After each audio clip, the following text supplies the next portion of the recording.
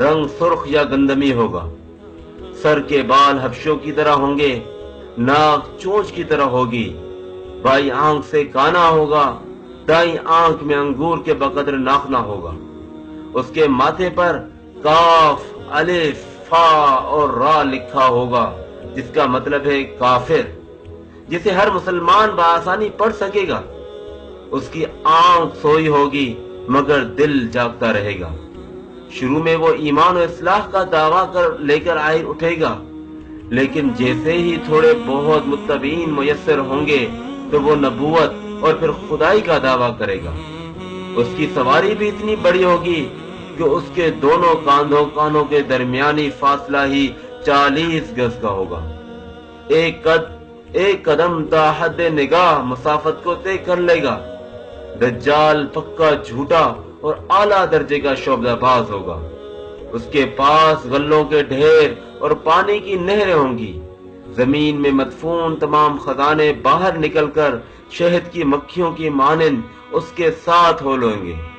جب قبیلہ اس کی خدائی پر ایمان لائے گا، دجال اس پر بارش برسا دے گا، جس کی وجہ سے کھانے پینے کی چیزیں ابل پڑیں گی، درختوں پر پھل آ جائیں گے۔ کچھ لوگوں سے آ کر کہے گا، اگر میں تمہارے ماں باپوں کو زندہ کر دوں تو کیا تم میری خدائی کا اقرار کرو گے؟ لوگ اس بات میں جواب دیں گے، اب دجال کے شیطان اور اس کے چیلے ان لوگوں کے ماں باپوں کی شکل میں نمودار ہوں گے۔ نتیجتاً بہت سے افراد ایمان سے ہاتھ دھو بیٹھیں گے۔ اس کی رفتار آندھیوں سے زیادہ تیز اور بالوں کی طرح رواں ہوگی۔ وہ کرشموں اور شعبدہ بازیوں کو لے کر دنیا کے ہر چپا چپا کو روندے گا۔ تمام دشمنان اسلام اور دنیا بھر کے یہودی امت مسلمہ کے بغض میں اس کی پشت پناہی کر رہے ہوں گے۔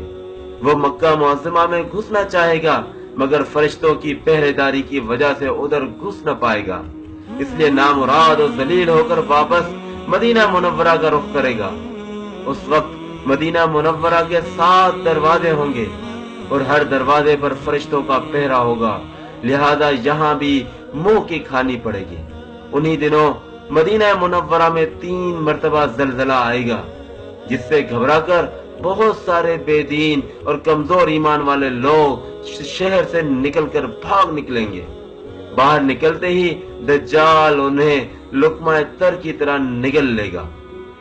آخر ایک بزرگ اس سے بحث و مناظرہ کے لیے نکلیں گے اور خاص اس کے لشکر میں پہنچ کر اس کی بابت دریافت کریں گے۔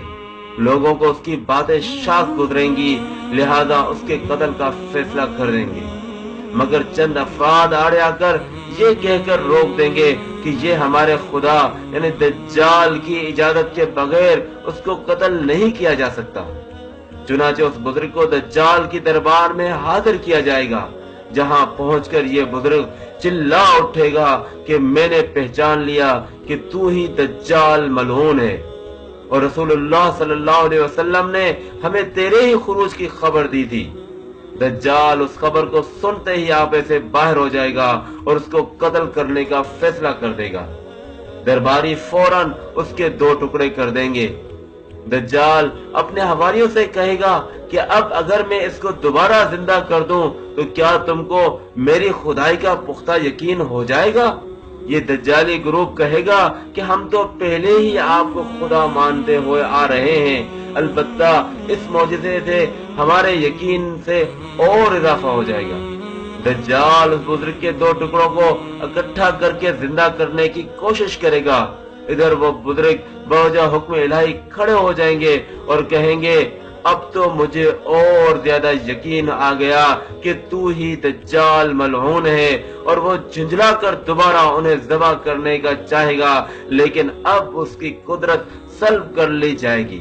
دجال شرمندہ ہو کر انہیں اپنی جہنم میں جھونک دے گا، لیکن یہ آگ ان کے لیے ٹھنڈی اور گلزار بن جائے گی۔ اس کے بعد وہ شام کا رخ کرے گا، لیکن دمشق پہنچنے سے پہلے ہی حضرت مہدی علیہ السلام وہاں پہنچ چکے ہوں گے۔ دجال دنیا میں صرف 40 دن رہے گا۔ اس کا پہلا دن 1 سال کے برابر، دوسرا دن 1 مہینے کے برابر اور تیسرا دن 1 ہفتے کے برابر ہوگا۔ جبکہ باقی 37 دن عام معمول کے مطابق ہوں گے۔ امام مہدی علیہ السلام دمشق پہنچتے ہی زور و شور سے جنگ کی تیاری شروع کر دیں گے، لیکن صورتحال بظاہر دجال کے حق میں ہوگی، کیونکہ وہ اپنی مادی و افرادی طاقت کے بل پر پوری دنیا میں دھاک بٹھا چکا ہوگا۔ اس لیے عسکری طاقت کے اعتبار سے اس کو شکست بظاہر مشکل ہوگی، مگر اللہ کی تائید اور نصرت کا سب کو یقین ہوگا۔ حضرت مہدی علیہ السلام اور تمام مسلمان اسی امید کے ساتھ دمشق میں دجال کے ساتھ جنگ کی تیاریوں میں ہوں گے کہ تمام مسلمان نمازوں کی ادائیگی دمشق کی قدیم شرح آفاق مسجد میں جامع اموی میں ادا کرتے ہوں گے۔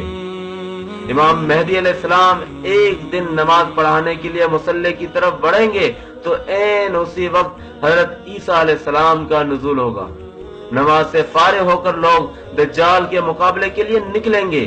دجال حضرت عیسیٰ علیہ السلام کو دیکھ کر ایسا گھلنے لگے گا جیسے نمک پانی میں گھل جاتا ہے۔ پھر حضرت عیسیٰ علیہ السلام آگے بڑھ کر اس کو قتل کر دیں گے، اور حالت یہ ہوگی کہ شجر و حجر آواز لگائیں گے کہ اے روح اللہ میرے پیچھے یہودی چھپا ہے، چنانچہ وہ دجال کے چیلوں میں سے کسی کو بھی نہ چھوڑیں گے۔ پھر وہ سلیب کو توڑ دیں گے، یعنی سلیب پرستی ختم کر دیں گے، اور اس کے بعد خنزیر کو قتل کر کے جنگ کا خاتمہ کریں گے۔ اس کے بعد مال و دولت کی ایسی فراوانی ہوگی کہ اسے کوئی قبول ہی نہ کرے گا، اور لوگ ایسے دیندار ہو جائیں گے کہ ان کے نزدیک ایک سجدہ دنیا وما فیہا اور دنیا کی تمام چیزوں سے بہتر ہوگا۔ یہ قصہ جو صحیح مسلم حدیث کی مستند ترین کتابوں صحیح مسلم، ابن ماجہ، ابو داؤد اور ترمذی اور طبرانی اور حاکم اور احمد میں اسی طرح واقع ہے۔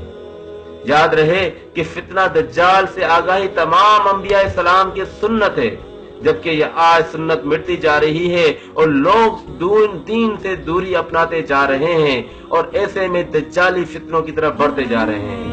تو ایسے میں آپ کی یہ بھی ذمہ داری بنتی ہے کہ اس پیغام کو، اس حدیث کے پیغام کو، نبی کریم صلی اللہ علیہ وسلم کی جانب سے جو شیطان دجال کے متعلق جو علامات نشانیاں بتائی گئی تھی، ان کو آگے پھیلانا، آگے لوگوں تک پہنچانا آپ کی ذمہ داری بنتی ہے۔